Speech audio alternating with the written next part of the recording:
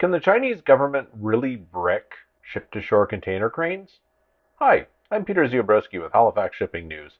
And recently, a report went to U.S. Congress where the Department of Homeland Security found unknown communication devices in the container cranes and server rooms at several U.S. port authorities. Those port authorities are unnamed, but they claim that they were unaware that the equipment had been installed. The devices in question were cellular modems. ZPMC says they've done nothing wrong, they abide by all laws and regulations, and there's nothing to worry about. ZPMC is, of course, the Chinese state-owned company that makes most of the world's ship-to-shore container cranes, including those used at the PSA Atlantic Hub terminal in the south end of Halifax. So the question is, can those communication devices in the cranes be used to spy, and can they be used to brick the container crane? On the first question, can the devices be used to spy? I think that's probably unrealistic and sort of a scary sounding scenario. I think the more interesting and possibly grounded in factual activity is, could the Chinese government deny use of the cranes in a conflict? And I think that's a resounding yes. And this is actually like far less dramatic and far more practical because we've already seen examples of this. Early on in the war in Ukraine, John Deere famously was able to remotely brick tractors that have been sold into Russia using cellular interfaces to their equipment. These interfaces are incredibly common in industrial equipment. They phone home to manufacturer, to the vendors to allow diagnostics, troubleshooting of errors. In a lot of cases, there are systems that will phone home and order consumable parts, things like air filters and fans and things that need to be replaced on a periodic basis. The equipment will just self-order it itself, and like none of this is new. The cellular dimension obviously makes it slightly more easy to conceal that equipment, but yeah, the bricking we've seen John Deere do, several automakers introducing patent. They virtually repossess a car, so they essentially brick it so it won't start on your driveway if you're behind on payment. OnStar can do that now. If your car is reported stolen, and call the call center, my car's been stolen, and they will tell you where it is and disable it,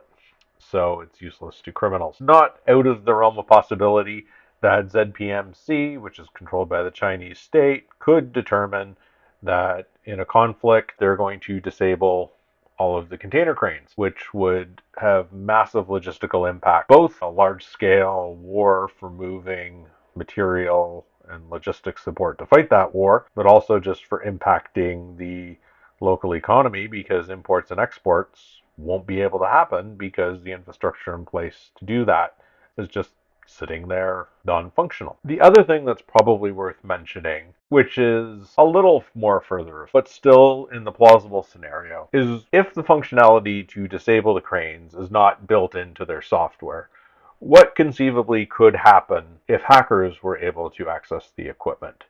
And I don't know any specifics about how these cranes work, but there have been demonstrated software attacks against physical infrastructure. We've seen generators that have been destroyed as demonstrations by flipping breakers off and on through a remote interface. These cranes are obviously electrical powered, a number of breakers. Some of these may or may not be remotely accessible. So it's conceivable that other interfaces could be a way for them to be disabled remotely in terms of a conflict.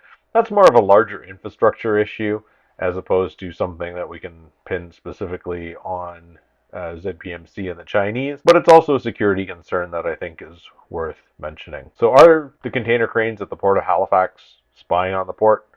Probably not. Can the Chinese government disable them? I can't say for certain, but given that the technology exists in other areas, like I mentioned, OnStar disabling your car, John Deere disabling tractors, wouldn't surprise me if that existed. Interesting to see if the U.S. government announces which ports were targeted and what the outcome of this was, is the equipment removable? Can it be removed? Will it be removed? 80% of the cranes in North America are made by ZPMC. It seems unlikely that the world is going to replace every container crane with a non-Chinese made one tomorrow. Should we start buying cranes from other companies, such as German's Liebherr, which made the cranes at the Fairview Cove terminal, or some other company? If you have thoughts on this, leave a comment below. If you like this video, subscribe, hit the bell to be notified of future videos, and thanks for watching.